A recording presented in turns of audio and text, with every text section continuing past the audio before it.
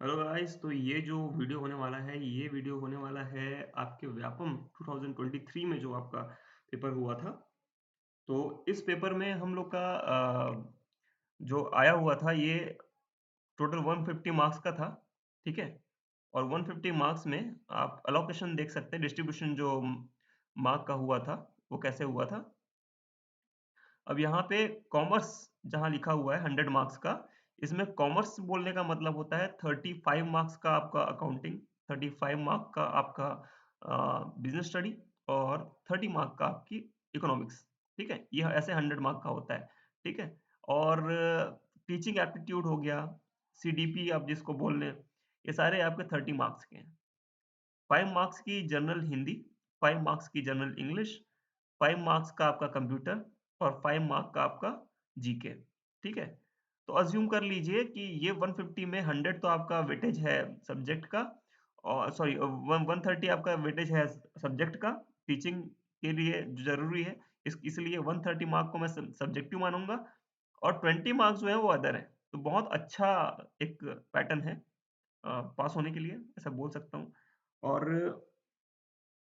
इसमें आपको देखने को मिलेगा कि जो क्वेश्चन पेपर है ये थोड़ा-सा डिफरेंट होता है केवी और ईएमआरएस, एनवीएस ये जो एग्ज़ाम्स होते हैं, इससे थोड़ा-सा डिफरेंट पैटर्न मुझे लगा। आगे देखते हैं, आगे आपको समझ में आएगा कि मैं डिफरेंट क्यों बोल रहा हूँ इसको। तो डिफरेंट इसलिए क्योंकि इसके क्वेश्चन जो हैं वो थोड़े से नए हैं, थोड़े से अलग हैं। पहला क्वेश्चन ये देखिए, पहला क्वेश्चन जो है, वो आपका बोल रहा है यदि कोई कंपनी अपना अंतर्नियम नहीं बनाती है, तो उसे किस तालिका का प्रयोग करना होता है? If a company does not make its own article, then which table has to be used? ठीक है? तो ये जो हम लोग करने वाले हैं, ये पूरा का पूरा हम लोग जो अपने जो मॉडल आंसर दिया हुआ था इसने, उसके बेसिस में करने वाले हैं, व्हिच मीन्स मेरे पास मॉडल आंसर है। ठीक है? और इसका मतलब ये भी है कि मैं यहाँ पे अपना दिमाग बहुत कम लगाने वाला हूँ, है ना? तो मेरे उसमें नहीं रहेगा ये आपके बेस्ड रहेगा मॉडल आंसर पे। और कुछ-कुछ जो है हम लोग डिस्कस करेंगे जो हम समझ में आएगा कि भई ये जिस तरह से कैसे समझाने समझाने की कोशिश करूँगा मैं अगर कोई नई चीज़ आपको दिखे तो, ठीक है? तो ये सेट ए है ना? और इसमें पहला जो क्वेश्चन है उसका आंसर दिया हुआ है ए, टेबल एफ, ठीक है? इसमें आपको थोड़ा-सा कॉन्फ्लिक्ट हो सकता है टेबल बी भी होता है, लेकिन टेबल एफ इसका आंसर लिया गया है, ठीक है? क्योंकि यहाँ पे लिया गया है company does not make it's article. अब ये कंपनी की बात बोल रहा है, कंपनी लिमिटेड बाय शेयर्स है ना? या गारंटी वाली कंपनी है, किस टाइप की कंपनी है इसके बारे में हमको कुछ बताया नहीं गया है। तो टेबल एफ और टेबल बी दोनों आंसर हो सकते हैं। अगर कंपनी लिमिटेड बाय शेयर्स होता, तब एफ सही आंसर होता, है ना? उसमें बी वाला कॉन्फ्लिक्ट नहीं होता, बट फिर भी, ठीक है? चलिए नेक्स्ट क्वेश्चन पे चलते हैं। नेक्स्ट क्वेश्चन आपका है, according to Kotler's marketing According to Kotler's, marketing is the set of important institution and flows that link an organization with its which approach is it related. Kotler का कथन विपणन प्रणाली उन महत्वपूर्ण संस्थाओं और प्रवाहों का समूह है जो एक संगठन को उनके बाजारों से जोड़ता है। कौन सा दृष्टिकोण से संबंधित है ये? तो इसका आंसर जो लिया गया है, ये है प्रणालीगत दृष्टिकोण यानी कि सिस्टम अप्रोच। ठीक है, ये बिल्कुल सही बात है। इसमें कोई कॉन्फ्लिक्ट नहीं है। क्वेश्चन नंबर 3 है, निर्देशन की सहायता के आवश्यक तत्व हैं। कौन-सा एक निर्देशन निर्देशन मतलब ये निर्देशन मतलब यहाँ पे गाइडेंस आ गया है लेकिन ये होगा डायरेक्शन, ठीक है ना? आवश्यक तत्व क्या होते हैं? कर्मचारी और कंपनी को बाध्य करने वाले समस्त अनुबंधों की उसे पूर्ण जानकारी हो। He has full knowledge of all the contract binding the employee and the company. Leading by example in providing excellent leadership, श्रेष्ठ नेतृत्व प्रदान करने के लिए उसे स्वयं का उदाहरण प्रस्तुत करना, ठीक है? तो और लास्ट है अपना, उसे अपने अधीन काम करने वाले समस्त कर्मचारियों की पूर्ण जानकारी होनी चाहिए। He should have complete knowledge of all the employ working under him.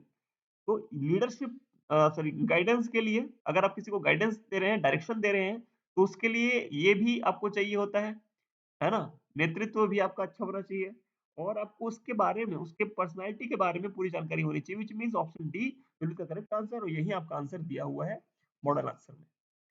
Question number 4 है, x limited purchase asset worth 28,80,000. It is issued debenture of 100 each at discount of 4% in full satisfaction of purchase consideration. ठीक है, तो इन्होंने एक तरह से asset के बदले डिबेंचर दिया हुआ है। ठीक है, इसको हम बोलते क्या है अपने लैंग्वेज में, ये बताइए आप मुझे। The number of debenture issued to vendor is, कितने नंबर ऑफ डिबेंचर इशू किए जाएंगे। ठीक है, 28,80,000 की संपत्ति खरीदी, 100 रुपए प्रत्येक वाले 4% बट्टे पर, विच मीन्स 96, है ना, 96 रुपीज यहाँ पे इन्होंने इशू किया। ठीक है, 96 में इशू किया है। अब यहाँ पे बात बोली गई है संख्या कितनी होगी। इनके हिसाब से जो आंसर है ये दिया हुआ है डी, 30,000, और ये करेक्ट आंसर होगा। आप एक बार 28 लाख है ना जो दिया हुआ है, ये अमाउंट को 28 लाख है ना, 28,80,000 आप डिवाइड कर लीजिए 96 से, है ना, इसको 96 से डिवाइड कर लीजिए, जो भी आपका आंसर आएगा, है ना, ये आपका ये हो जाएगा, आंसर हो जाएगा। ठीक है, और 30,000 ही आएगा। चलिए, which is measure of correcting excess demand, which is the measure of correcting excess demand, अतिरिक्त मांग को ठीक करने का उपाय कौन सा है। आपकी डिमांड ज्यादा हो गई है, उसको ठीक करना है, तो आप कैसे करोगे। ठीक है, तो अतिरिक्त मांग कब उठती है, सिंपल सी बात है, अतिरिक्त मांग तब उठती है जब पब्लिक डेट फ्री हो जाती है ना, डेट फ्री हो जाती है और उसके पास कोई डेट नहीं रहता, उसके पास एक्स्ट्रा पैसा पड़ा होता है। तो जब आप पब्लिक डेट को बढ़ा देंगे, है ना, तो अल्टीमेटली आपका जो एक्स्ट्रा एक्सेस जो डिमांड आ रही है वो कम हो जाएगी। ठीक है, आंसर दिया हुआ है D. Which of the following option does not present N argument against social responsibility, निम्नलिखित में से कौन सा विकल्प सामाजिक उत्तरदायित्व के विरोध में तर्क प्रस्तुत नहीं करता। तो इसका जो आंसर इन्होंने दिया हुआ है वो दीर्घकाल के व्यवसाय का हित। तो ये क्वेश्चन बहुत इजी था, लेकिन एक एग्जाम के पॉइंट ऑफ व्यू से बोलूं तो कॉम्प्लिकेटेड था। ठीक है, ऑप्शन डज नॉट प्रेजेंट, ठीक है, यहाँ पे आपको ध्यान देना, option does not present an argument against social responsibility. Social responsibility के अगेंस्ट में कौन सा सामाजिक उत्तरदायित्व के विरोध में तर्क प्रस्तुत नहीं करता। ठीक है, सामाजिक उत्तरदायित्व के विरोध में तर्क कौन प्रस्तुत नहीं करता, तो दीर्घकाल में व्यवसाय का हित जो है वो फिलहाल जो जो ये है, फिलहाल का जो कॉन्टेक्स्ट होता है कि अभी सोशल में क्या हो रहा है, उसके लॉन्ग टर्म उसके जो इंटरेस्ट होता है उसमें कोई विरोध में तर्क प्रस्तुत नहीं करता। ठीक है, अभी के उसमें कॉन्टेक्स्ट में।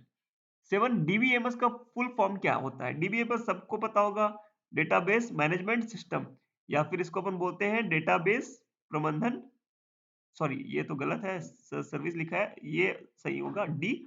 और इसका ऑप्शन आपको एक सेकंड दिया हुआ है डी। ठीक है, ऑप्शन दिया हुआ है 7 का डी। वेरी गुड, तो डेटाबेस प्रबंधन प्रणाली।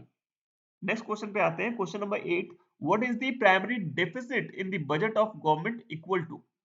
जो प्राइमरी डेफिसिट होता है बजट का, तो वो गवर्नमेंट के किसके बराबर रहता है, तो सरकार के बजट में प्राथमिक घाटा किसके बराबर होता है।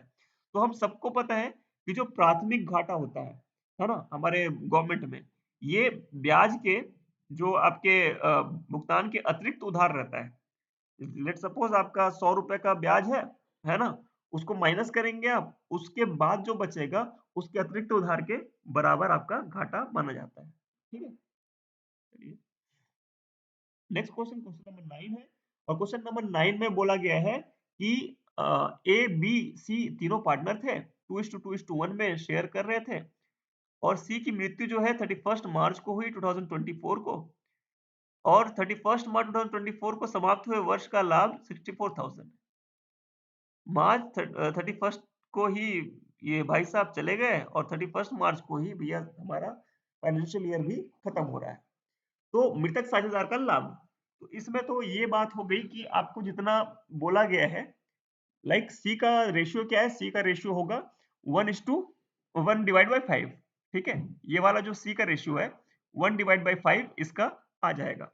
ठीक है, तो आपको जो भी ये है इससे 1/5 आपको लेना है, ठीक है? सॉरी, तो 1/5 इसका जो होगा, आंसर दिया हुआ है हमारा क्वेश्चन नंबर 9 का बी, 12,800। और इसको आप ऐसे कर सकते हैं 64,000 का, सॉरी 64,000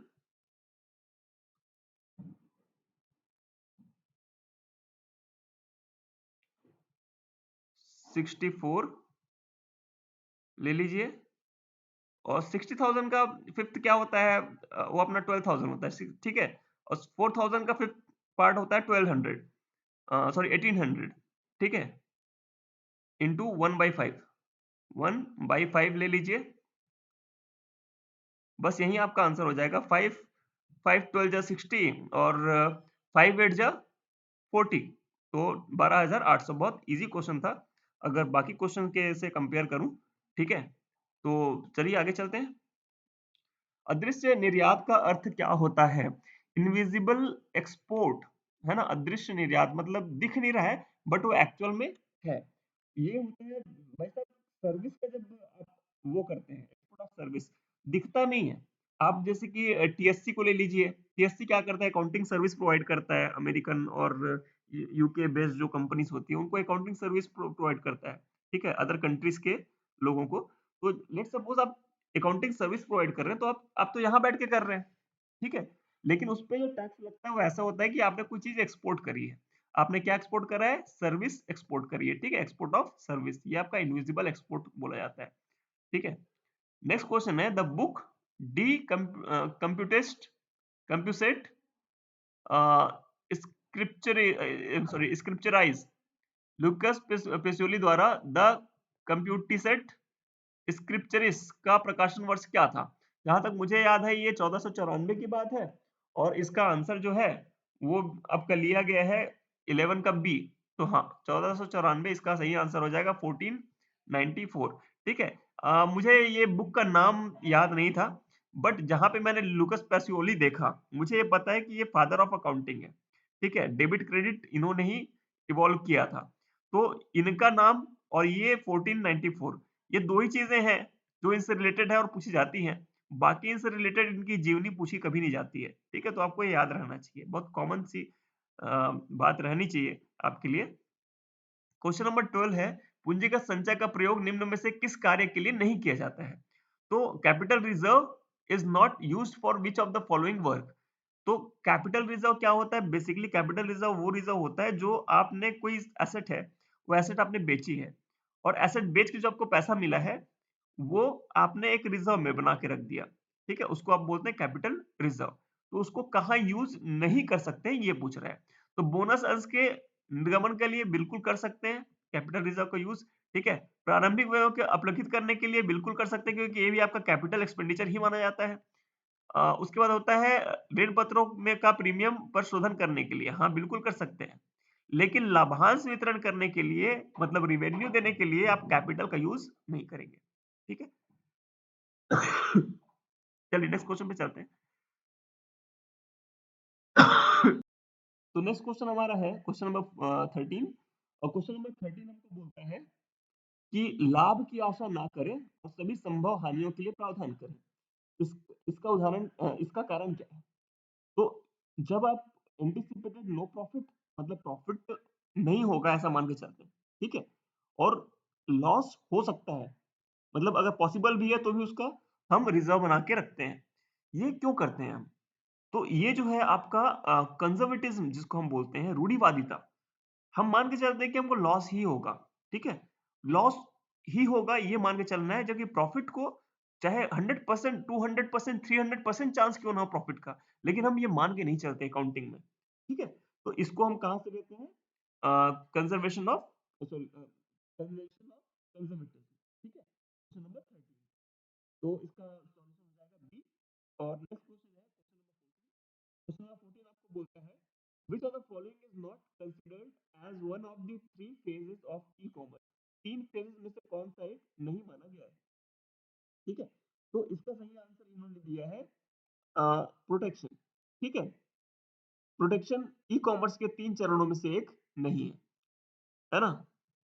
नेक्स्ट क्वेश्चन है, क्वेश्चन नंबर 15, केंद्रीय आर्थिक समस्याओं की जननी है। ये जो आर्थिक समस्याओं की जननी, इसको पहले चैप्टर में अपन पढ़ते हैं, economic activity, non economic activity. सारी इकोनॉमिक जो एक्टिविटी है उसकी जो जननी है वो आपकी होती है स्कैर्सिटी, क्योंकि उसकी उपलब्धता बहुत कम होती है, किसी भी चीज की उपलब्धता सीमित होती है। ठीक है, चलिए। Which of the following is not a characteristics of formal organisation? कौन सा एक औपचारिक संगठन की विशेषता नहीं है? ठीक है, तो इसका आंसर जो है वो है सी, यह व्यक्तिगत होता है। यह व्यक्तिगत नहीं होता है फॉर्मल ऑर्गेनाइजेशन, है ना? ये सोशल एक तरह से आप बोल सकते हैं वो होता है, सारे लोग मिलजुल के रहते हैं, ना कि एक पर्सनल इन्वायरमेंट होता है यहाँ पे। Question number 17, measure to increase agricultural productivity in India includes? Bharat में कृषि उत्पादकता को बढ़ाने के उपायों में सम्मिलित है कौन कौन सा? तो देखो भाई, नवीन तकनीक का यूज करेंगे, कैपिटल किसानों के पास होती नहीं है तो उनको उपलब्ध कराएंगे, सिंचाई सुविधा का उचित प्रबंधन करेंगे, नहर नाले तालाब जो है सारे बनाएंगे, तो ये option D will be the correct answer. Question number 18, अंतरराष्ट्रीय व्यवसाय के क्षेत्र में निम्नलिखित में से कौन सी क्रिया शामिल नहीं होती है? विच of the following activity is not included in scope of international business? तो ये जो आपका क्या बोलते हैं, आंसर, सही आंसर हो जाएगा, ये मेडिकल सर्विसेज होता है। तो ये इंटरनेशनल बिजनेस में इंक्लूड नहीं होता है। ठीक है, मेडिकल सर्विस आपका इंपोर्ट एक्सपोर्ट होता है, फॉरेन इन्वेस्टमेंट होता है, लाइसेंस एंड फ्रेंचाइजी होता है, नॉर्मल मेडिकल सर्विसेज नहीं होता है। क्वेश्चन नंबर 19, एकाकी व्यापार के संदर्भ में दिया गया कथन एकाकी स्वामित्व के अध्ययन के अंतर्गत एक ही व्यक्ति व्यवसाय का संगठन करता है, उसका स्वामी होता है और अपने स्वयं के नाम से व्यवसाय का संचालन करता है, किस विचारक का है?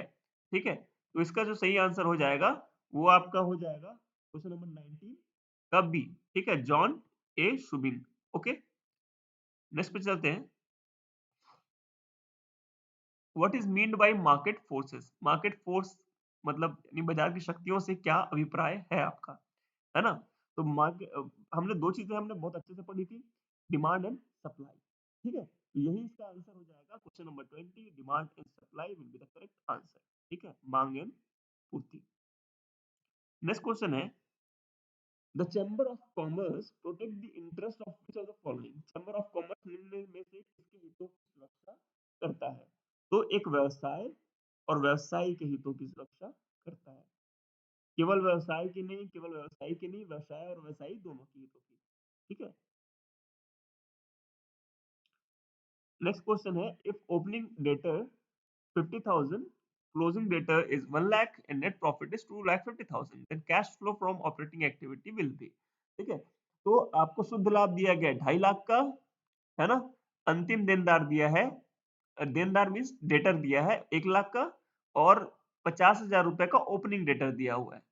ठीक है, अब इसका आंसर जो दिया है वो मैं पहले बता देता हूँ, इसका आंसर है 2 लाख रुपए। ठीक है, अब आप अंदाजा लगा सकते हैं बेसिकली होता क्या है। तो 1 लाख जो कि लास्ट है ना, इसको हम माइनस करेंगे, और जो 50,000 इसको हम प्लस करेंगे फ्रॉम नेट प्रॉफिट। ठीक है, जो भी बढ़ोतरी होती है देनदार में, इंक्रीज इन डेटर जो होता है, बढ़ोतरी होती है देनदार में, वो हम माइनस करते हैं, तो दोनों में जो बढ़ जाएगा वो हम माइनस कर देंगे। ठीक है, नेक्स्ट चलते हैं। तो व्यवसाय में विनियोजित पूंजी रुपीज 2 लाख है, फर्म की पूंजी पर प्रत्याय दर 15% है। ठीक है, बिजनेस की कैपिटल जो है वो 2 लाख है, NRR normal rate of return जो है वो 15% है, विच मीन्स 2 लाख का 15%, 30,000 रुपए। During the year 2015 the firm earned a profit of rupees 48,000। Calculate goodwill on the basis of 3 year purchase of super profit. देखो भाई, नॉर्मल प्रॉफिट आपको 2 लाख से 15% निकालने पे 30,000 निकल रहा है, 30,000 से माइनस करेंगे आप 28,000, आपका निकलेगा 18,000। ठीक है, तो 18,000 निकला। अब 18,000 को क्या करना है, आपको मल्टीप्लाई करना है 3 टाइम। ठीक है, basis of 3 year purchase of goodwill. ठीक है, 23 का ऑप्शन दिया इन्होंने ए, लेकिन हाँ, ठीक है, सही आंसर है। 18 तिया 54। क्लियर? नेक्स्ट पे चलते हैं। इन क्रोनोलॉजिकल क्लासिफिकेशन, है ना? नुक्रमी वर्गीकरण के आंकड़ों के अनुसार वर्गीकृत किया जा सकता है। क्या वर्गीकृत किया जा सकता है? एट्रीब्यूट, क्लास इंटरवल, टाइम और प्लेस। तो 24 का सही आंसर जो हो जाएगा, जैसे कि इसमें बोला ही गया है, कालानुक्रमी। तो काल का मतलब अपन क्या लेते हैं? काल, है ना? हिंदी में तो ले लिए काल, और यहाँ पे ले लिए टाइम। ठीक है, चलिए नेक्स्ट क्वेश्चन पे चलते हैं। ये आपका इकोनॉमिक्स का क्वेश्चन है। एक सहसंबंध अध्ययन के परिणाम थे। In a correlation study the result were, sigma X Y आपका दिया है 40, एन दिया है 100, सिग्मा एक्स का स्क्वायर दिया हुआ है 80, और सिग्मा वाई का दिया हुआ है 20। ठीक है, तो आपको ये करना है कि सहसंबंध गुणांक बताना है। चलिए नेक्स्ट पे चलते इसका सही आंसर जो है वो क्या होगा वो डिस्कस करते हैं। सही आंसर जो आपका इसमें दिया हुआ है वो है ए, है ना? +1। कैसे आया ये हम डिस्कस करेंगे नेक्स्ट पे, क्योंकि इसका जो है मुझे भी बहुत कम ही मैंने पढ़ाया हुआ है इकोनॉमिक्स। थोड़ा-सा इकोनॉमिक्स के उसमें मैं कॉन्टेक्स्ट में ज़्यादा बोलूँगा नहीं, जब तक मैं कन्फर्म नहीं हो जाऊँ कि मैं सही हूँ। ठीक है? क्वेश्चन नंबर 26 जो है वो ये बोलता है, controllable difference between actual performance and effect are those who, वास्तविक वास्तविक निष्पादन और प्रमापित के मध्य नियंत्रण योग्य अंतर वे होते हैं जो, कौन से होते हैं? तो 26 का सही आंसर हो जाएगा ऑप्शन बी, प्रयत्न द्वारा नियंत्रित किए जा सकते हैं। मतलब can be controlled by effort. ठीक है, controllable difference between the actual performance and effect, मतलब ऐसे नियंत्रण किए जा सकने वाले डिफरेंसेस होते हैं between the actual and effect. ठीक है, वो कौन से होते हैं? जो प्रयत्न के द्वारा, एफर्ट के द्वारा, मैं एफर्ट लगाऊंगा तो भाई मैं कंट्रोल कर सकता हूँ, ऐसे परफॉर्मेंस होते हैं। ठीक है, हु मेक्स डेबिट नोट, कौन डेबिट नोट बनाता है? तो डेबिट नोट कौन बनाता है? बेसिकली जब एक सामान को हम उधार परचेस करते हैं, उस पर्टिकुलर केस में हम डेबिट नोट क्रिएट करते हैं। ठीक है, तो इसका सही आंसर हो जाएगा 27 का ऑप्शन ए, बायर, है ना? जब खरीद रहे हैं उधार में, उस पर्टिकुलर केस में डेबिट नोट बनता है। और वहीं अगर सेलर जो होता है, सेलर उस पर्टिकुलर टाइम पे क्रेडिट नोट बना रहा होता है ना? जब वो सामान उधार बेचता है। The central bank of a country is for other bank, क्या है वो अदर बैंक के लिए? गाइड है, फ्रेंड है, फिलोसोफर है। तो एक जो सेंट्रल बैंक, जैसे हमारे यहाँ आरबीआई है, तो आरबीआई बाकी बैंकों के लिए फ्रेंड भी है ना? उनका एज अ फ्रेंड भी वर्क करता है, एज अ फिलोसोफर भी वर्क करता है, मतलब उनको बताता है कि क्या है, कैसा होता है, और एक गाइड भी देता है उनको कि इस पर्टिकुलर टाइम पे आपको मेंटेन करना है सारी चीजें। तो all of this will be the correct answer, है ना? उपयुक्त तो सभी। क्वेश्चन नंबर 29 है ना? Question number 29 says that preliminary expenses is example of, किसका एग्जांपल होता है? तो प्रिलिमिनरी एक्सपेंसेस जो जैसे आपने करा हुआ है ना?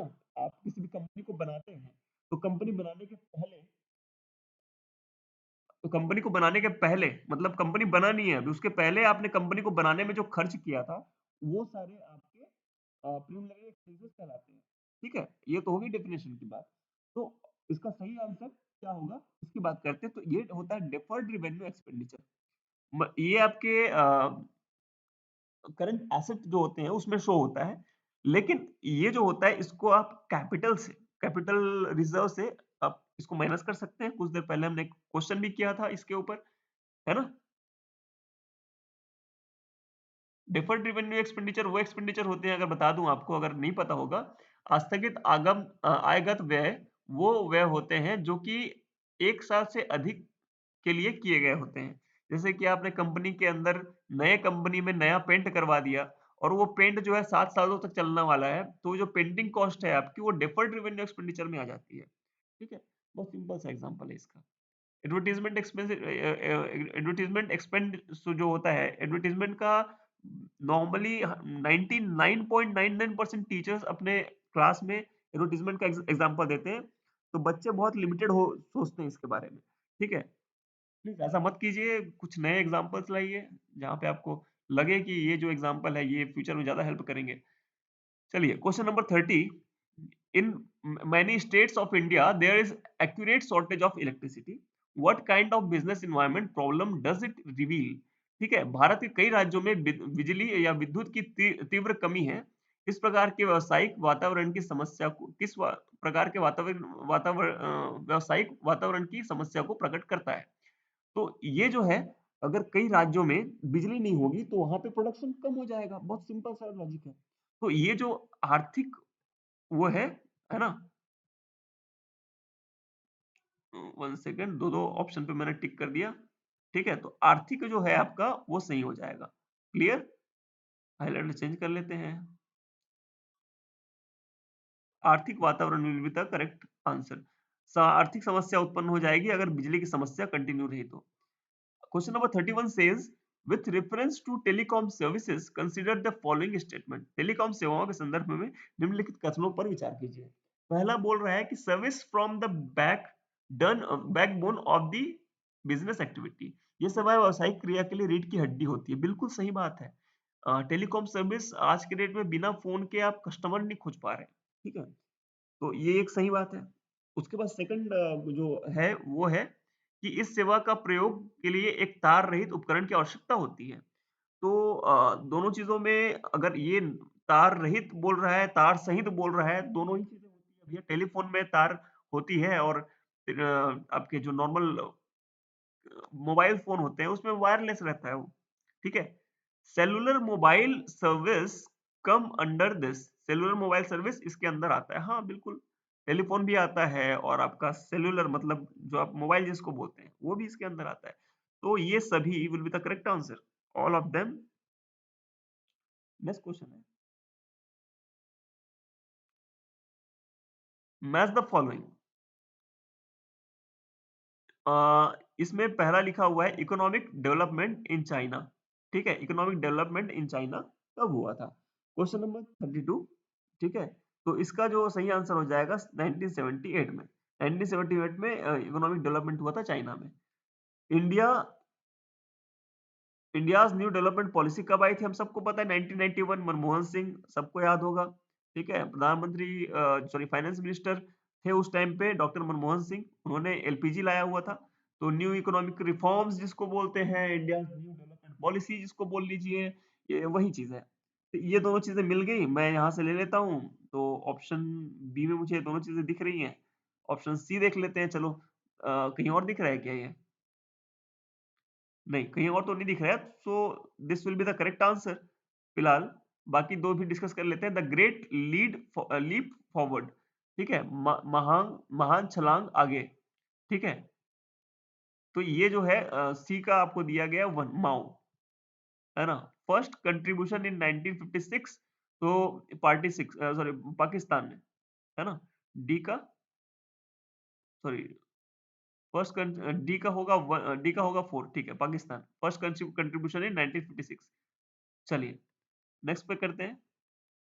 Price elasticity of demand will be if price 1 20 rupees, price 2 आपका दिया हुआ है 18 रुपीज, क्यू दिया हुआ है, क्वांटिटी दिया हुआ है 4000 और क्वांटिटी दिया हुआ है 5000। तो आपको प्राइस इलास्टिसिटी ऑफ डिमांड दिया गया है ना? तो क्या होगा ये आपको बताना है। तो the answer will B question number 33, price elasticity of sorry price elasticity will be 2.5। ठीक है? नेक्स्ट क्वेश्चन पे करते हैं। इन दोनों में डिफरेंस निकालना था बेसिकली। 5000 और 4000 का डिफरेंस 1000 हो जाएगा, वहां पे 2 रुपए हो जाएगा, है ना? वहां से निकालना था आपको। Difference in price and difference in demand. चलिए क्वेश्चन नंबर 34, प्रतिभूति बाजार के प्रभावी नियमन, विकास और नियंत्रण को सुनिश्चित करने के लिए पारित किया गया है। तो प्रतिभूति बाजार यानी सेबी की बात कर रहे हैं, उसको पारित करने के लिए क्या लागू किया गया है? तो ये लागू किया गया है सेबी, SEBI, ठीक है? 1992 है।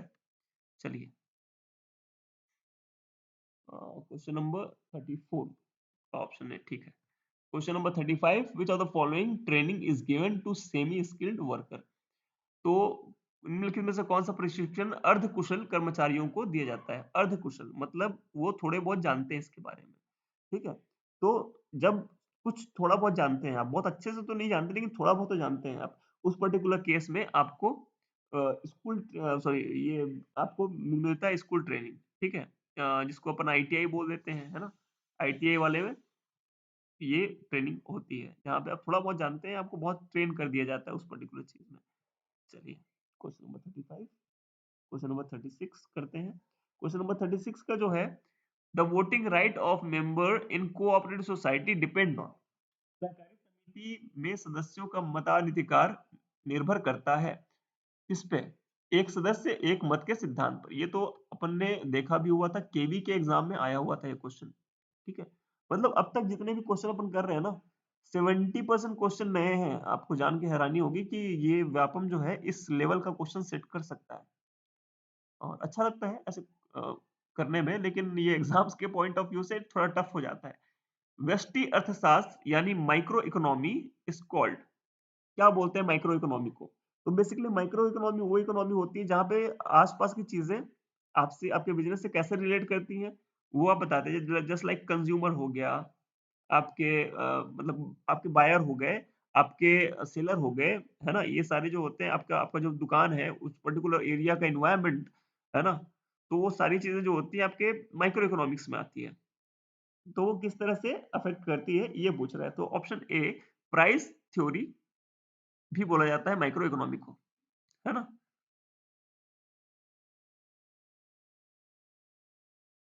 रिसीट एंड पेमेंट अकाउंट क्या होता है? तो रिसीट एंड पेमेंट अकाउंट अपन ने केवी का जब क्वेश्चन किया हुआ था अभी कुछ दिन पहले, वहां पे अपन ने बताया भी होता है कि एक रियल अकाउंट होता है, ठीक है? जितना रिसीव हुआ उतना लिखेंगे, जितना जितना अपन ने पेमेंट किया उतना लिखेंगे, तो जो रियल में हुआ है उसको हम लिखते हैं, that's why it is real account. It is the receipt and payment account is nothing but the cash and bank account, okay? So don't confuse with the question. Question might be asked like receipt and payment account, also termed as cash and bank account. Question number 39 says that the an ownership position of more than 50% is said to confer managerial control on the entrepreneur. तो 50% से अधिक स्वामित्व की स्थिति होने से उद्यमी को प्रबंधकीय नियंत्रण प्रदान करने वाला कहा जाता है।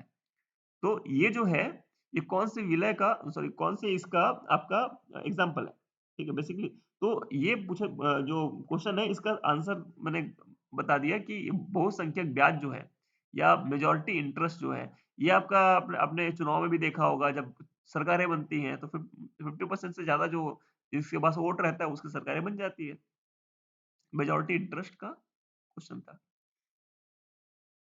The main object of ledger is to know, ठीक है? तो जो आपके लेजर होता है उसका मेन ऑब्जेक्टिव क्या होता है? तो इसका सही आंसर हो जाएगा, सही आंसर आपके पास हो जाएगा option number D, net effect of all the similar nature transaction. सारे सिमिलर नेचर के ट्रांजैक्शन का नेट इफेक्ट, ये आपका मेन ऑब्जेक्ट होता है लेजर का, ठीक है? नेक्स्ट पे चलते हैं। विच of the following accounting equation is not correct? ये तो आपसे भर भर के पूछा ही जा रहा है, हर एग्जाम में पूछते हैं। ईएमआरएस में भी ये आया हुआ था क्वेश्चन अभी। So the answer will be, हम सबको पता है कि asset minus liability is equal to equity. ये तो आपको सही है, ठीक है? Question number 41, asset plus, sorry ये तो गलत हो गया, एसेट माइनस लायबिलिटी बोल रहे हैं ना? हाँ, क्वेश्चन नंबर 41 का इसने जो आंसर किया हुआ है guys, okay okay okay, not correct बोला है, नॉट करेक्ट बोला है, मैं कंफ्यूज हो गया था, सॉरी, नॉट करेक्ट बोला है। तो नॉट करेक्ट विल बी, ये जो है नॉट करेक्ट है, ये है आपका इक्विटी एसेट प्लस लायबिलिटी वाला। बाकी तीनों करेक्ट है। ठीक ठीक ठीक, ओके, मुझसे हो गई गलती। चलिए आगे चलते हैं। अगर आपसे गलती नहीं हो रही है तो प्लीज एक काम कीजिए, आप कम से कम लाइक कर दीजिए, सब्सक्राइब कर दीजिए, क्योंकि गलतियां मेरे से हो सकती है, आपसे नहीं हो सकती।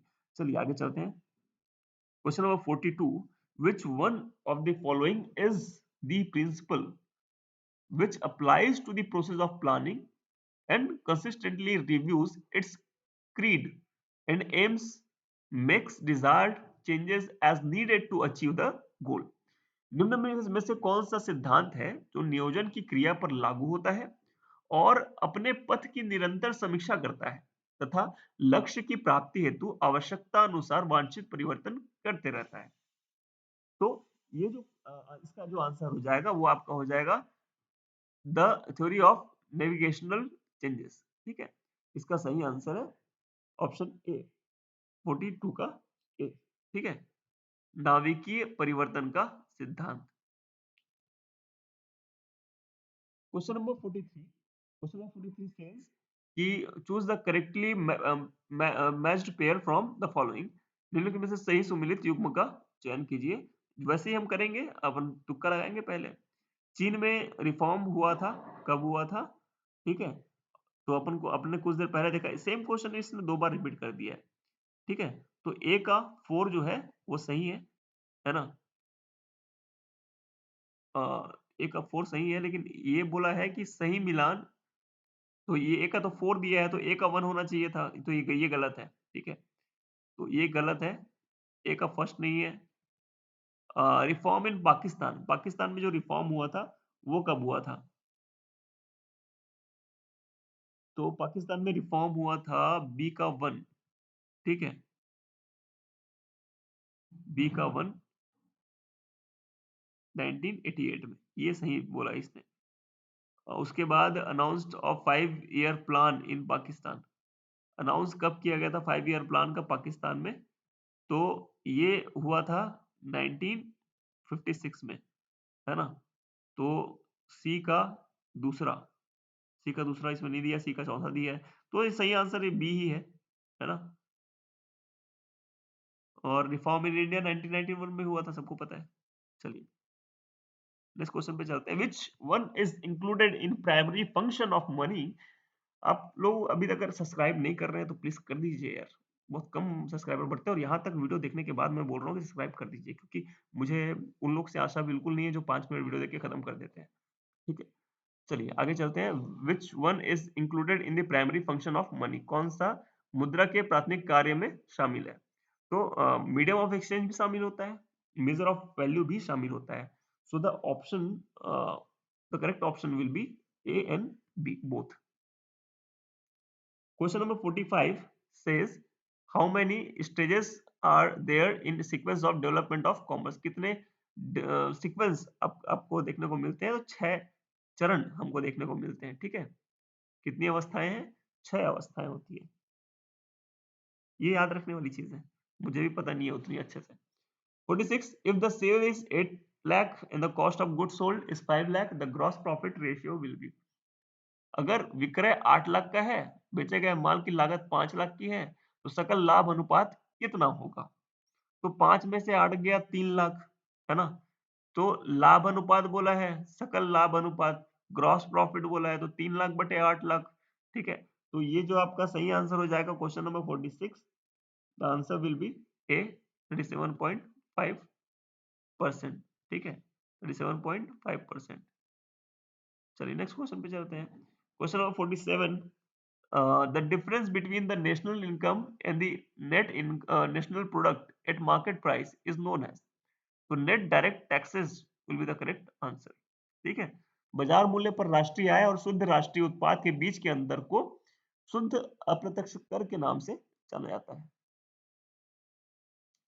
Question number 48, which of the following statement reflect the reality of the field of statistics? कौन सा कथन सांख्यिकी के क्षेत्र की वास्तविकता को दर्शाता है?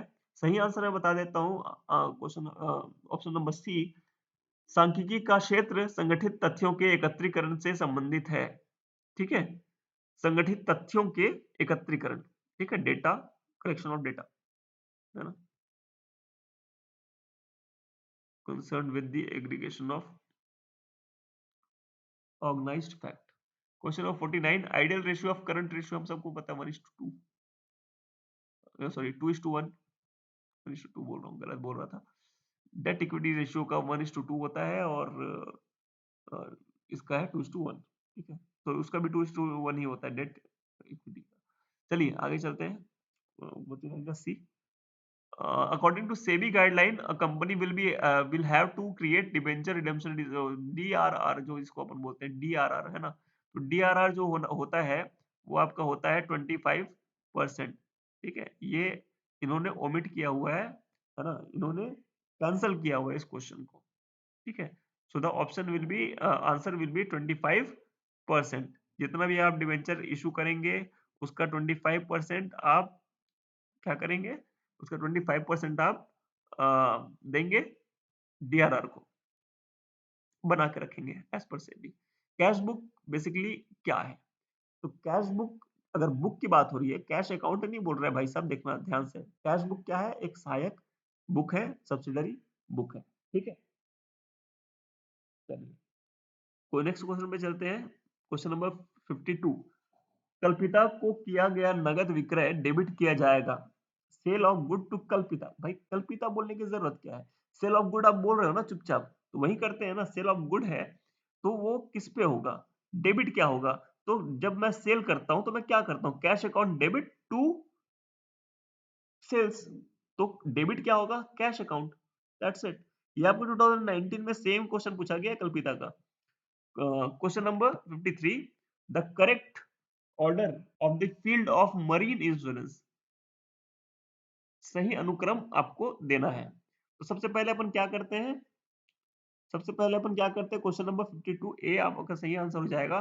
सबसे पहले अपन करते हैं माल का बीमा, देन अपन करते हैं जहाज का बीमा, थर्ड अपन करते हैं भाड़े का बीमा, और फोर्थ अपन करते हैं दायित्व का बीमा। चलिए नेक्स्ट क्वेश्चन पे चलते हैं। पैमाने के प्रतिफल का संबंध return to scale is related to. किससे रिलेट होता है? पैमाने का प्रतिफल, है ना? तो सही आंसर आपका हो जाएगा दीर्घकाल। 80 के दशक के पूर्व भारत सरकार की आयात आयात नीति के दो महत्वपूर्ण पहलू कौन से थे?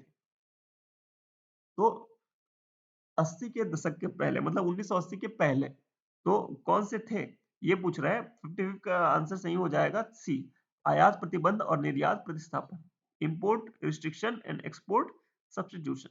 पहले अपन इंपोर्ट कम करते थे, है ना, अपनी चीजों पे रहो निर्भर, इस टाइप से चीजें थी। 56 है।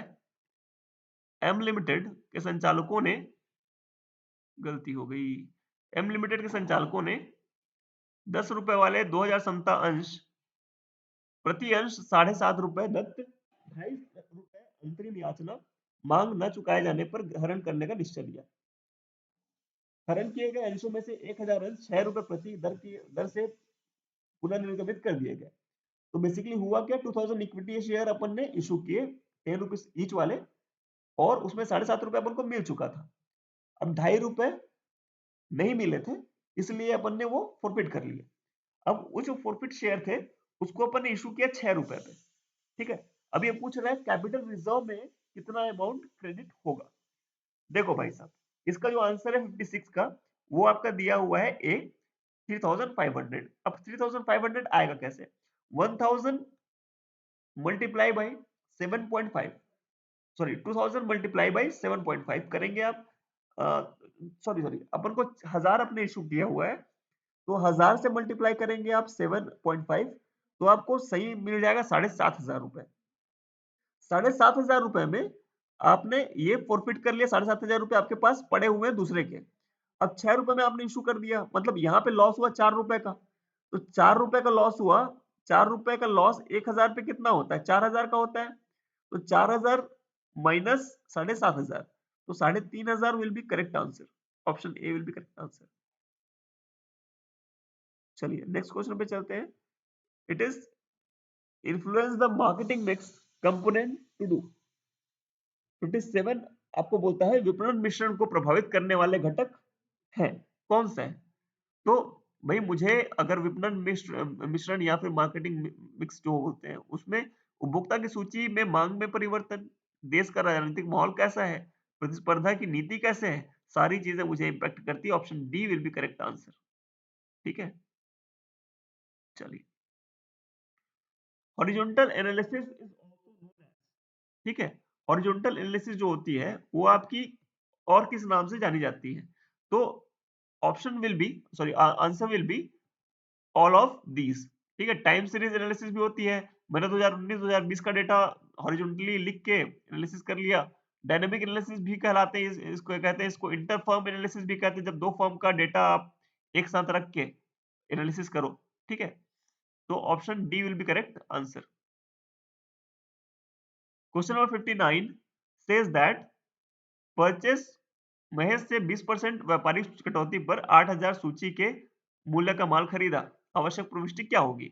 8,000 का माल है ना, और 20% मेरे को ट्रेड डिस्काउंट मिल रहा है, तो ट्रेड डिस्काउंट तो कहीं पे हम लिखते नहीं है, ठीक है।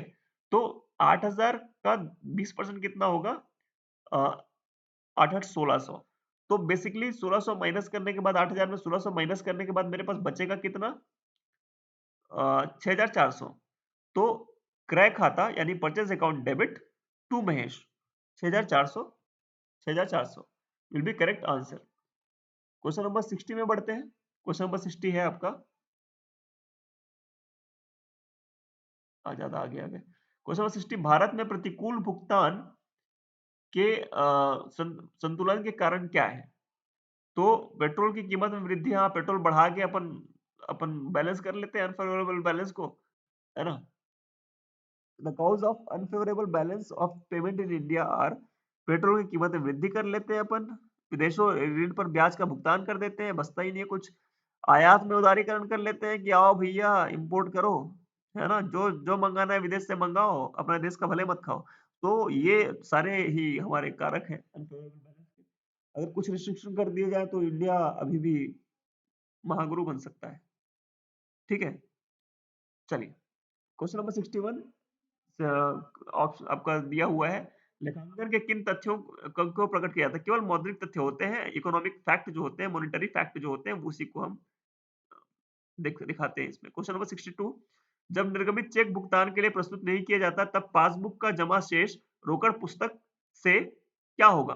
ठीक है, अगर cheque issue but not presented for payment then credit balance of passbook will be from cash book. Credit balance passbook का मतलब मेरा पॉजिटिव बैलेंस है, ठीक है। अब कैश बुक में मेरे को जाना है, चेक इशू किया गया है बट नॉट प्रेजेंटेड, तो ये क्या होगा? ये प्लस होगा कि माइनस होगा? बेसिकली ऐसा एक क्वेश्चन होना चाहिए था, लेकिन इन्होंने लेस और मोर का ऑप्शन दे दिया है।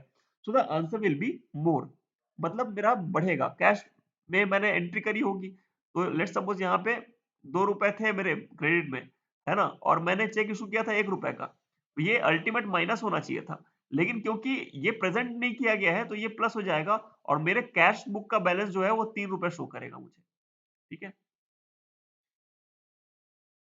क्वेश्चन नंबर 63, है ना, द एक अच्छा सूचकांक निम्न परीक्षण को संतुष्ट करता है, then ideal index number satisfy the following test, कौन सा टेस्ट सेटिस्फाई करता है, क्वेश्चन ये पूछ रहा है। So option D will be correct answer. सही जोड़ी का मिलान कीजिए, AS3 आपको पता है, AS6 आपको पता है, AS26 भी आपको पता है, AS10 भी आपको पता है। तो AS10 जो है accounting accounting for fix asset, ये तो खत्म हो गया भाई हमारा, accounting for plant and equipment ये अभी नया आ गया है, ठीक है, और इसी में डेप्रिसिएशन भी अपन कैलकुलेट करते हैं। अकाउंट AS6 जो पहले डेप्रिसिएशन करते थे अपन, है ना, अभी नहीं करते हैं, है ना, बट AS3 जो है कैश फ्लो एनालिसिस होता है, और AS26 इंटेंजिबल एसेट, ठीक है, ये सब अपन पढ़े हुए हैं पहले से।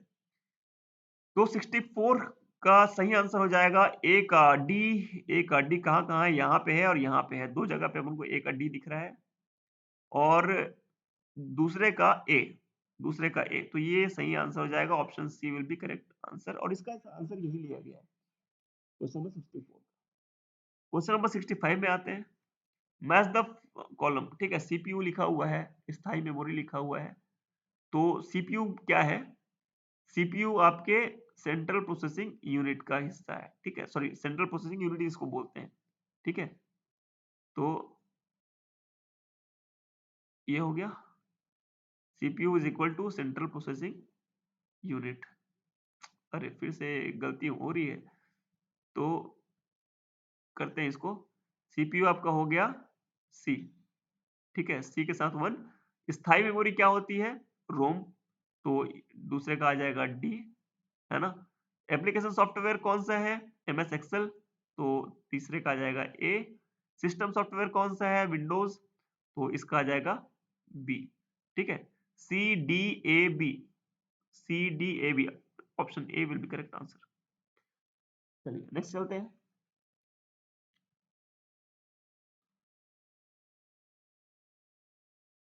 Question number 66। 66 क्वेश्चन है, जिस प्रणाली में विनिमय दर को सरकार द्वारा निर्धारित किया जाता है कहलाती है? क्या कहलाती है? तो इसको हम बोलते हैं स्थिर विनिमय दर। A system in which exchange rate is fixed by the government, इसको बोलते हैं fixed exchange rate. Question number 67, if there is a public holiday on the due date of the bill, then due method of bill payment will be a day before. ठीक है, एक दिन पहले। अगर national holiday है, public holiday है, पहले से आपको पता है, तो आप एक दिन पहले उसको ये करेंगे, ठीक है, एक दिन पहले काउंट करते हैं। क्वेश्चन नंबर 67 हो गया आपका। Question number 68, in the absence of any contract to the contrary capital profit on dissolution of partnership firm is sharing among partners. तो इसका क्या होगा? आपने, आपके पास कोई कॉन्ट्रैक्ट नहीं है पार्टनरशिप में, और साझेदारी फर्म का समापन हो रहा है, तो पूंजी लाभ को साझेदारों में कैसे विभाजित किया जाएगा? लाभ हो रहा है ना, लॉस नहीं हो रहा है आपको, लाभ हो रही है, प्रॉफिट हो रही है। तो जो लाभ विभाजन अनुपात आपके पास है ही नहीं, तो इसमें ये ऑप्शन, तो पूंजी अनुपात जो है आपका ऑप्शन एक हो सकता था अगर लॉस का केस होता तो। लॉस के केस में, है ना, लॉस के केस में option A will be correct answer. लेकिन यहाँ पे प्रॉफिट बोला है, तो प्रॉफिट के केस में समान रूप से या समान अनुपात में इन लोगों का विभाजन किया जाएगा। Escheat is an example of, escheat क्या होती है? इसका एग्जाम्पल किसका एग्जाम्पल होता है? तो एस्चीट एग्जाम्पल होता है आपके रिवेन्यू रिसीट का, ठीक है। चलिए,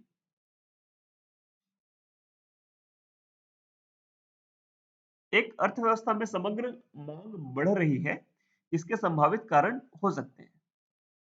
एक अर्थव्यवस्था में समग्र मांग मतलब ओवरऑल डिमांड जो है, एग्रीगेट डिमांड जो है वो राइज हो रही है, बढ़ रही है।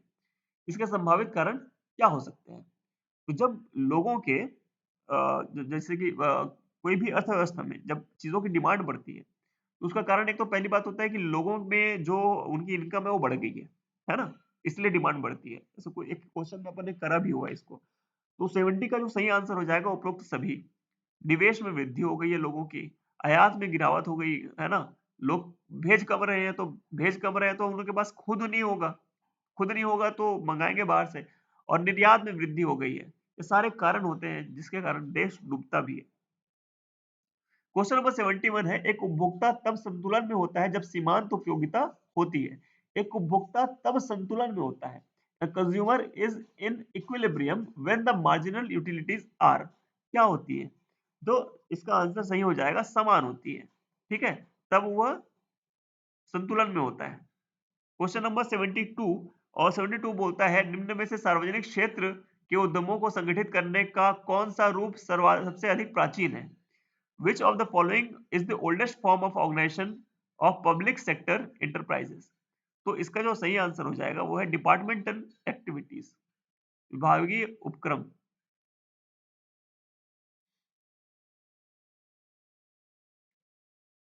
थोक व्यापारी की सेवाओं में सम्मिलित नहीं है। थोक व्यापारी की सेवाओं में कौन सा सम्मिलित नहीं है?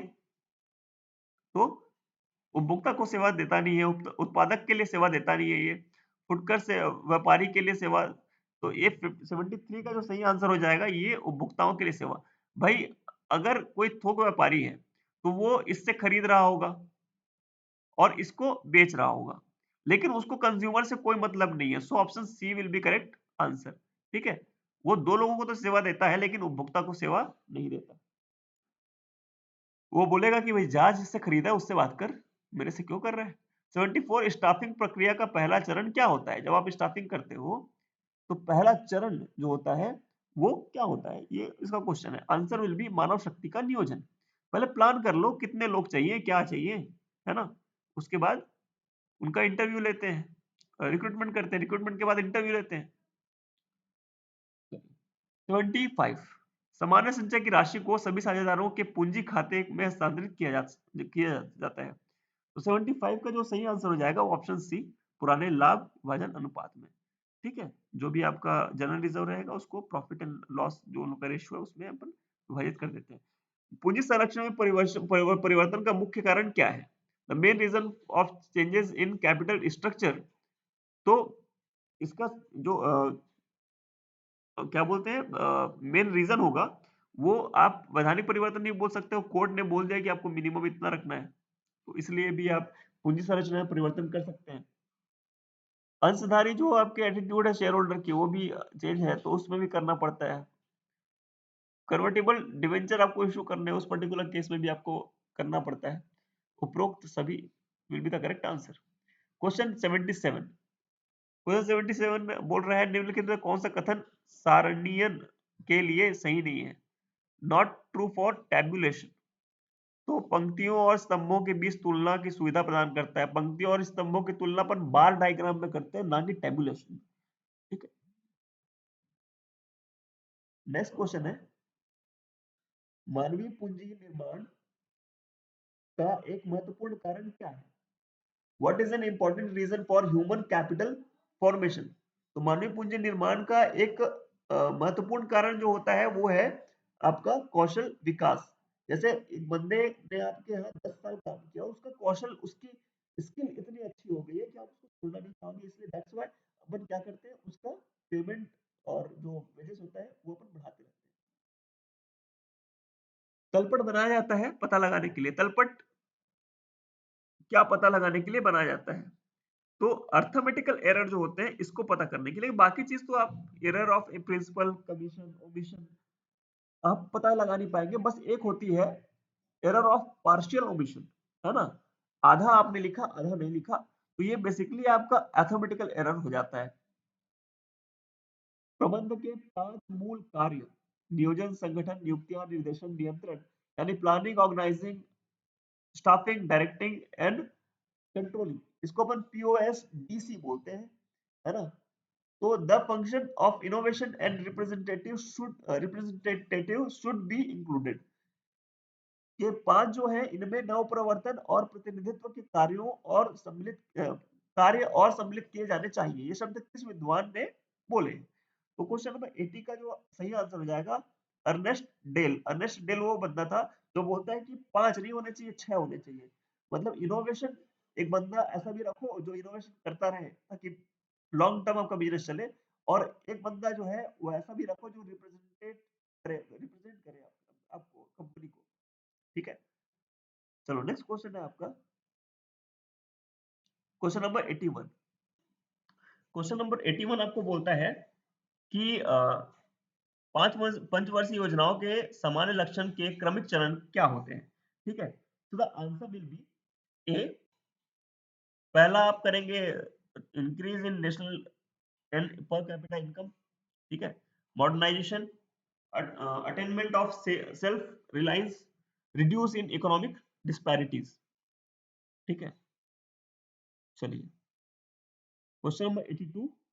क्वेश्चन नंबर 82 आपको बोलता है कि ई बैंकिंग व्यवसाय अनिवार्यता सूचना प्रौद्योगिकी अधिनियम 2000 से विनियमित हुआ है, जिसके अंतर्गत हस्ताक्षरों की जगह ले ली गई है किसने?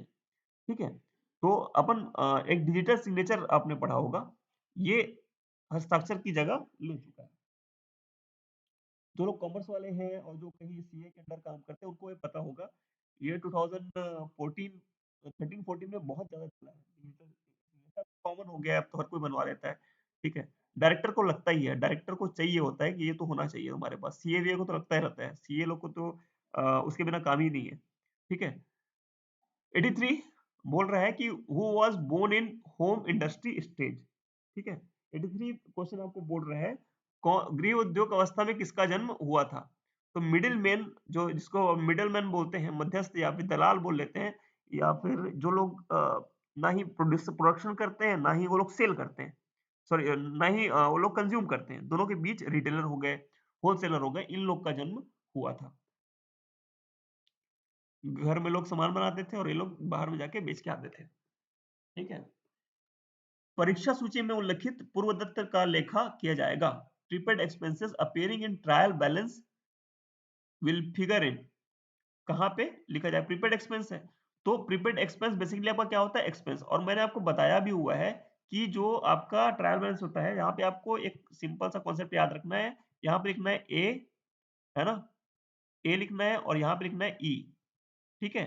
तो एसेट और एक्सपेंस आपका आता है डेबिट में और यहाँ पे आता है आपका एल, आई और सी। तो एलआईसी जो होता है आपका क्रेडिट में आता है। तो पहली बात तो ये डेबिट साइड है क्योंकि एक्सपेंस है ना? और या फिर ये आपका एसेट है। एसेट क्यों है? क्योंकि मैंने प्री पेड किया हुआ है, पहले से दिया हुआ है, प्रीपेड है। तो ये एसेट हो सकता है या फिर एक्सपेंस हो सकता है। तो फिलहाल ये जो है एसेट है और ये मेरा डेबिट में आएगा। तो debit side of trading account ना, ठीक है? ट्रेडिंग अकाउंट में तो नहीं आएगा prepaid. Profit and loss credit side, तो ये जो है profit and loss credit side और liability side balance sheet, asset side of balance sheet. तो एसेट है जैसे हमने बात किया, है ना? और ये डेबिट साइड आएगा प्रॉफिट एंड लॉस के, क्रेडिट साइड आएगा, ये तो इसमें तो आएगा ही नहीं, इसमें तो आएगा ही नहीं, है ना? और liability side of balance sheet ठीक है, इसमें भी नहीं आएगा। चलिए, प्रीपेड जो रहता है उसको माइनस कर लेते हैं ना अपन प्रॉफिट एंड लॉस में नहीं। तो option D will be correct answer. 85 जो है, machine was purchase for 1 lakh, the residual value of machine is 5000। Ultimately the rate of depreciation is 10% per annum, what will be the amount of depreciation? 10% लगना है आपको। 1 लाख अगर है, machine की residual value 5000 की है, तो आपको 10% पर एनम के हिसाब से आपका बेसिक क्या होगा ये पूछ रहा है। तो answer A will be correct answer. 95,000 हो जाएगा। 95,000 डिवाइड बाय 10% आप लेंगे 9,500 बी करेक्ट आंसर। 86 आपसे पूछ रहा है कि मैच द फॉलोइंग।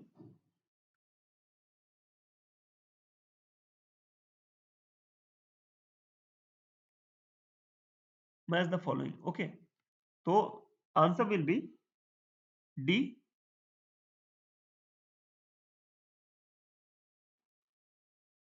ए का 2, बी का 3।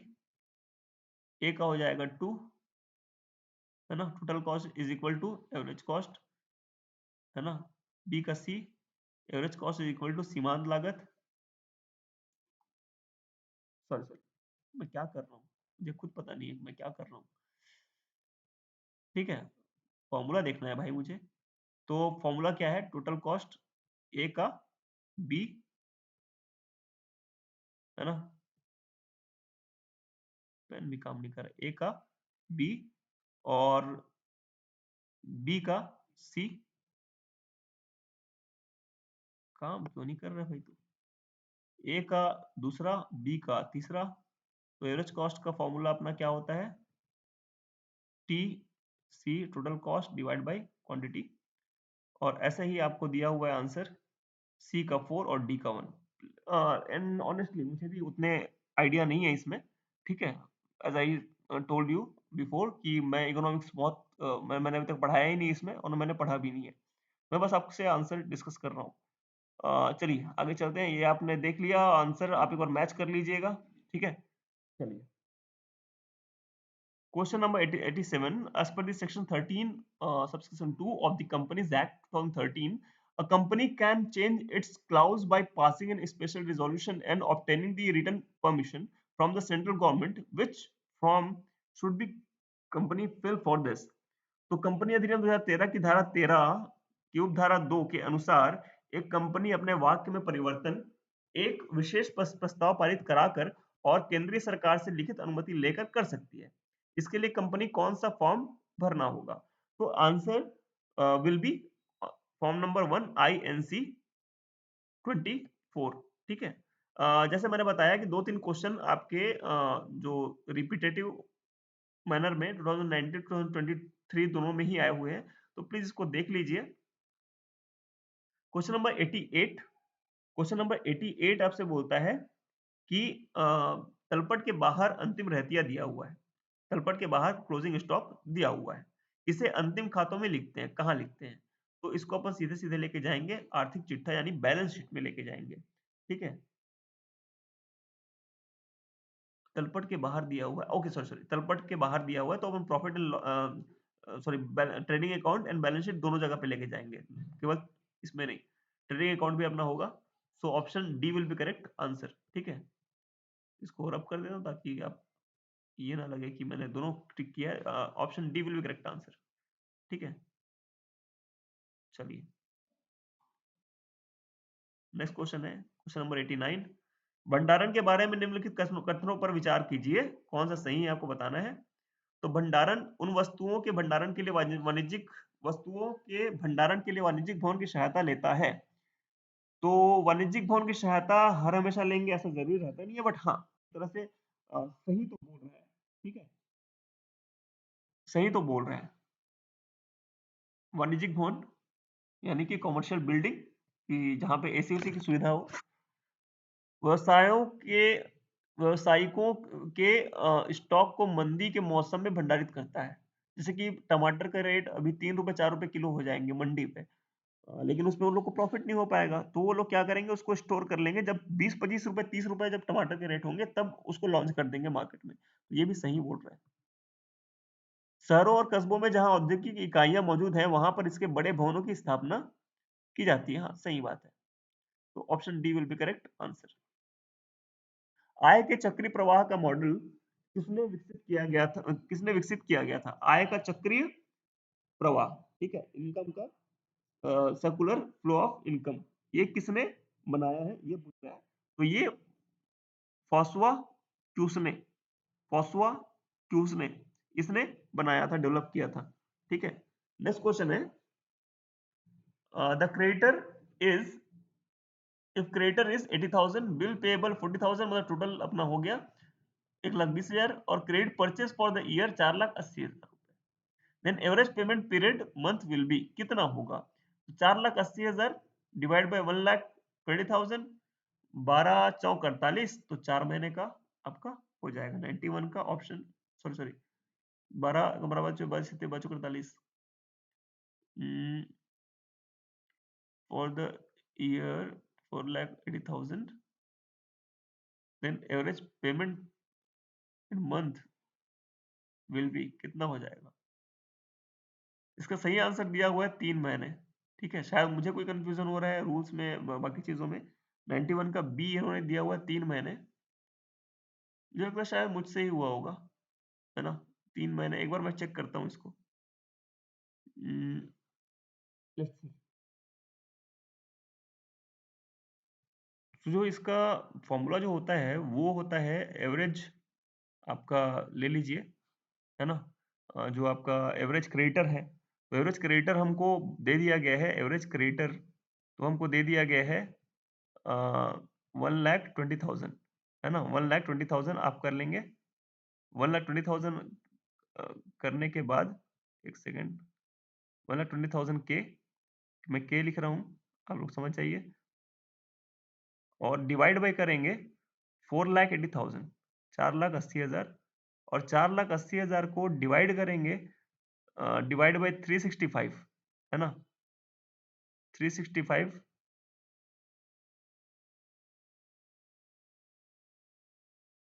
या फिर इसको मल्टीप्लाई कर सकते हैं 365 को इससे, ठीक है?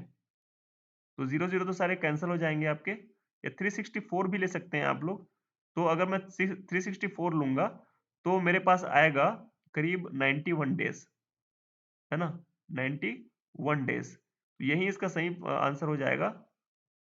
सॉरी 91 डेज़ 3 महीना इसका सही आंसर हो जाएगा, ठीक है? तो मेरे को जो लग रहा था शुरू में 4 महीने, मुझसे गलती हो गई। चलिए 91 days will be correct answer. Next question पे चलते हैं। Question number 92 match list with the list 2 list 1 को लिस्ट 2 से मिलाना है। तो लिस्ट 1 है रेगल एंड मिलर और बाकी चीजें दी हुई है, आप एक बार देख लीजिए। तो सही आंसर क्या होगा इसको अपन डिस्कस करने के लिए बैठे हैं अभी। तो क्वेश्चन नंबर 92 का सही आंसर हो जाएगा ए। मतलब ए का 3, बी का 4, सी का 2, डी का 1। ए का 3 यानी कि रेगल एंड मिलर का जो है कॉन्सेप्ट, ए का 3 यानी कि in which the insurance the contract to meet the financial loss and occurred under the contract, जिसमें बीमाकर्ता अनुबंध के अंतर्गत होने वाली वित्तीय हानि को पूरा करने का अनुबंध करता है ना? ये केसेस हैं, केस स्टडीज हैं। और बी का 4 है, तो सर विलियम बेवरेज जो है वो उनका है insurance is a risk earning activity. C का 2 है, तो प्रोफेसर हॉकिंस जो है उनका है loss insurance is available due to sharing of risk with other. D का 1 है जस्टिस टिंडल, तो इन्होंने दिया है insurance is the consideration given for taking the risk on the happening of the certain event. ठीक है, ये इनका है कथन। चलिए आगे चलते हैं। ये ऐसे टफ क्वेश्चंस आपको पूछ रहता है, पता नहीं मुझे कहाँ से दिमाग लाता है ये। और ये न्यू एजुकेशन पॉलिसी में हमको बोलते हैं कि रटना मना है, रटेंगे नहीं तो ऐसा रहे याद कैसे होंगे, मुझे समझ में नहीं आता।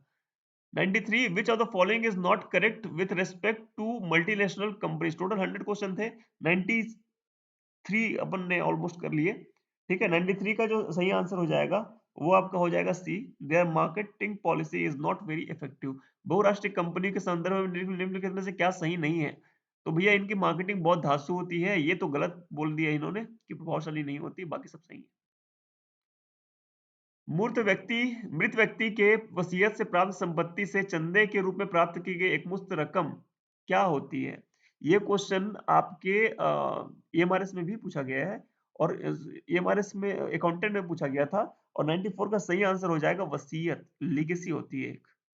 ठीक है, डोनेशन नहीं होता। मर गया ना आदमी तो उसकी लीगेसी हो जाएगी, है ना? मरने के बाद अपन वसीयत देते हैं, अगर वो जीते जी दे तो उसको डोनेशन बोल लेते हैं। ठीक है, which the following is important characteristics of perfect competition का, ठीक है, कौन सा प्रमुख अभिलक्षण है पूर्ण प्रतियोगिता का? तो अपन बचपन से पढ़ते हुए आ रहे हैं कि जो पूर्ण प्रतियोगिता होती है उसमें एवरेज जो एआर जो होता है वो हमेशा एमआर के बराबर रहता है, ये शुरू से पढ़ते आ रहे हैं। ठीक है, चलिए क्लास 12 में ये पढ़ा हुआ था अच्छे से। एक यदि आरंभिक पूंजी 60,000 है, आहरण 5,000 है, सत्र के अतिरिक्त पूंजी 10,000 है, अंतिम पूंजी 90,000 है, तो वर्ष के दौरान कमाया गया लाभ क्या होगा? ओपनिंग कैपिटल 60,000 दे दिया है ना? और drawing 5,000, additional capital 10,000, closing capital 90,000। तो profit earn during the year क्या होगा, ये पूछ रहा है। 96 का सही आंसर हो जाएगा बी, 25,000। करना क्या है, ओपनिंग कैपिटल को प्लस करेंगे, सॉरी ओपनिंग क्लोजिंग कैपिटल से स्टार्ट करेंगे। क्लोजिंग कैपिटल 90,000 है, 90,000 है माइनस कर देंगे 60,000 रुपए, 30,000 बचा। 30,000 में आप आपने 30,000 में आपने 5,000 घटा देने हैं। एडिशनल जो है आपका 30,000 में 5,000 ऐड कर देना, सॉरी 35,000 हो जाएगा। 35,000 में आपको क्या करने हैं, 10,000 घटा देने हैं जो कि आप एडिशनल लेके आए थे, तो 25,000 आपका हो जाएगा। ठीक है, ड्राइंग बेसिकली आप घटाते हैं ओपनिंग कॉस्ट से, ओपनिंग कैपिटल से, क्लोजिंग कैपिटल में आप उसको जोड़ते हैं, मतलब उल्टा करना था आपको। ठीक है, चलिए 97 विश्व व्यापार संगठन WTO के सिंगापुर मंत्री स्तरीय सम्मेलन के मुद्दों के विषय में कौन-कौन से थे? ठीक है, so question number 97 and the option D will be correct answer, तीनों। तो पढ़ लीजिए प्लीज। व्यापार और निवेश के संबंध थे, व्यापार और प्रतियोगिता नीति में संपर्क, सरकारी खरीद में पारदर्शिता और व्यापार का सरलीकरण। 98 भारत में मुद्रास्फीति के मुख्य कारण क्या है? तो इसका बिना देखे आप लगा सकते हैं डी। प्रदर्शन द्वारा साझेदार किसके प्रति उत्तरदायी नहीं होता? प्रदर्शन द्वारा साझेदार जो थर्ड पार्टी होता है।